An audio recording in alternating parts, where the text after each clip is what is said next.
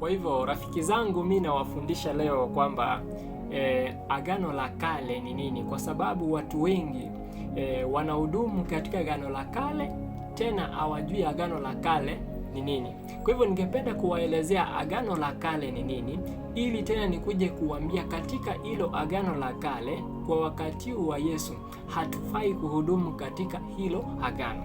Ni vizuri kwanza ujue kwamba Agano la Kale ni nini. Kwa hivyo ningependa tusome katika kitabu cha Kumbukumbu la Torati, Kumbukumbu la Torati 9, tuanzie mstari wa 9, kwa sababu watu wanapofungua Biblia hapo mbele unaona umeandikiwa Agano la Kale, alafu kaandikiwa vitabu zote za Agano la Kale. Bado ukifungua hapo chini unaona kuandikia tena Agano Jipya, alafu wakakuandikia zile vitabu zote, wanakuambia hilo ndio agano. Lakini hilo sio kweli, na hakuna andiko linalothibitisha kwamba hayo majina ya hizo vitabu na hayo majina ya watu hayakuwa agano. Hakuna andiko linalothibitisha kwamba yalikuwa agano, lakini ni kweli kwamba hakuna majina ya watu na hakuna katika Agano la Kale hizo vitabu za Uamuzi zote hazikuwa Agano la Kale. Sio kweli kabisa. Kwa hivyo ningependa nikufundishe katika uweze kuelewa kwamba Agano la Kale ilikuwa nini. Kwa hivyo tusome katika hicho kitabu cha Kumbukumbu la Torati 9 kuanzia mstari wa 9, ambapo maandiko inasema hivi: na hapo nilipokuwa mlimani kwenda kuzipokea mbao za mawe, nazo ni mbao za agano Bwana alifanya nanyi, ndipo nikakaa mle mlimani siku 40 usiku na mchana, sikula chakula wala kunywa maji. Kwa hivyo tunaona Mose alikuwa kwenda mlimani kupokea mbao za mawe, nazo hizo mbao zilikuwa ni mbao za agano ambalo Bwana alifanya na wale wana wa Israeli. Tunaelewana? Yaani Agano la Kale ni zile mbao zilizoandikwa na kidole cha Mungu juu ya hizo mbao, zile amri ambazo zilikuwa ni mwongozo wa wana wa Israeli peke yao.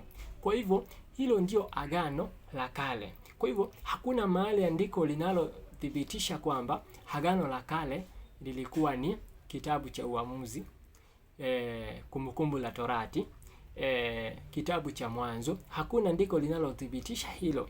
Kwa hivyo kwa wale ambao hamjafahamu hilo jambo, kwa sababu wengine ukiwauliza wanasema Agano la Kale ni zile vitabu au majina yale yaliyo katika zizo vitabu ndio Agano la Kale, lakini hamna andiko linalothibitisha hilo. Kwa hivyo andiko linatueleza kwamba Bwana akanipa zile mbao mbili za mawe, zimeandikwa kwa kidole cha Mungu. Kwa hivyo tunaona hapa Mose anasema Mungu alimpa mbao mbili, zimeandikwa kwa kidole cha Mungu, na juu yake yameandikwa maneno na mfano wa yote aliyowasema nanyi Bwana mule mlimani.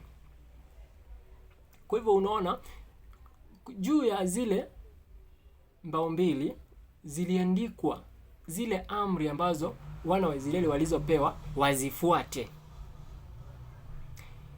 Hizo ndio amri Mungu aliyompa Mose ili iweze kuwa mwongozo wa wana wa Israeli peke yao.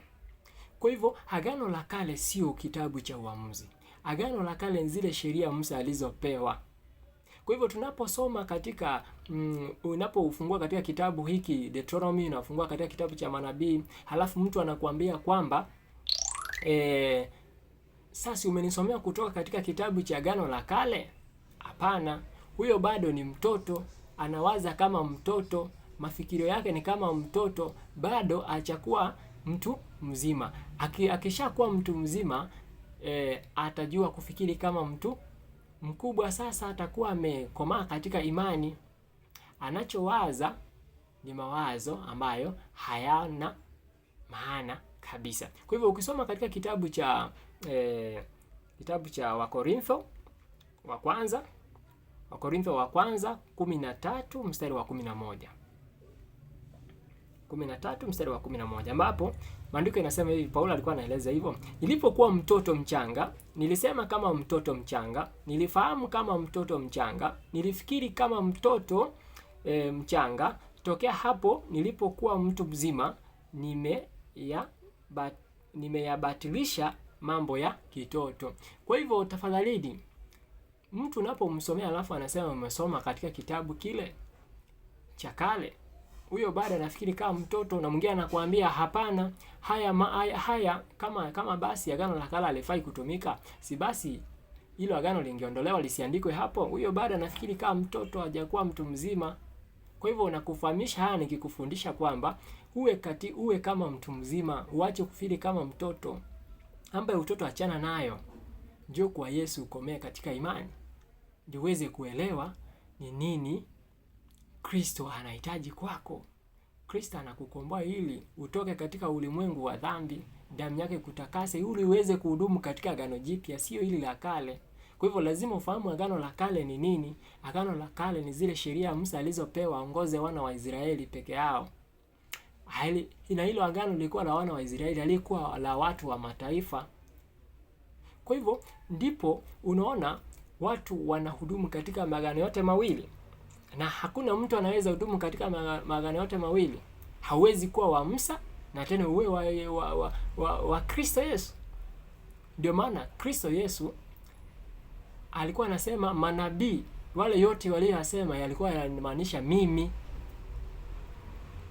Yale yote walitabiri alikuwa anamaanisha Kristo. Sasa Kristo sasa ni nini? Amewasili already yako. Kwa hivyo agano la kale sio majina. Agano la kale ni ile sheria Musa aliyopewa. Agano la kale sio vitabu, sio majina ya watu. Ni ile sheria Musa aliyopewa kulingana na hicho kitabu cha Kumbukumbu la Torati 9 kuanzia mstari wa 9 tukiteremka hadi mstari wa 11. Bwana akanipa zile mbao mbili za mawe zimeandikwa kwa kidole cha Mungu, na juu yake yameandikwa maneno mfano wa yote yaliyosemwa nanyi Bwana mule mlimani, toka kati ya moto siku ya mkutano. Ikawa mwisho wa siku 40 usiku na mchana, Bwana alinipa zile mbao mbili za mawe. Mbao mbili za mawe nazo ni mbao za agano. Zile mbao zilikuwa ni mbao za agano ambazo ndizo zile zilikuwa zimeandikwa, zile amri zilikuwa mwongozo wa wana wa Israeli peke yao. Kwa hivyo agano la kale sio vitabu, sio majina ya watu. Andiko linathibitisha kwamba ni sheria Musa aliyopewa iongoze wana wa Israeli peke yao, na hiyo sheria ndio agano la kale, sio vitabu za manabii. Kwa hivyo majina manabii, hakuna nabii yote alikuwa agano pale. Kwa hizo vitabu zote zimeandikwa, haikuwa agano. Agano la kale ile sheria Musa aliyopewa ambayo ilikuwa inaongoza wana wa Israeli. Kwa hivyo nitaingia katika sehemu nyingine ya agano jipya, niweze kuelezea agano jipya, halafu sasa tuweze kutofautisha kwa nini watu wanahudumu katika agano la kale na kuna agano jipya. Je, mtu unaweza kuhudumu katika magano yote mawili? Haiwezekani. Hauwezi kuwa wa Musa na uwe wa Yesu. Unaelewa? Ile sheria, huwezi kaa katika sheria iliandikwa juu ya jiwe na uhudumu katika agano jipya ambayo ni kupitia njia ya Roho. Kwa hivyo asanteni sana kwa wasikilizaji, marafiki zangu na washauri. Fuatilia mafundisho, sikiza, and then like, and then utapata video uweze kusikia injili ya kweli na injili ambayo ndio inao uzima wa milele. Asanteni sana.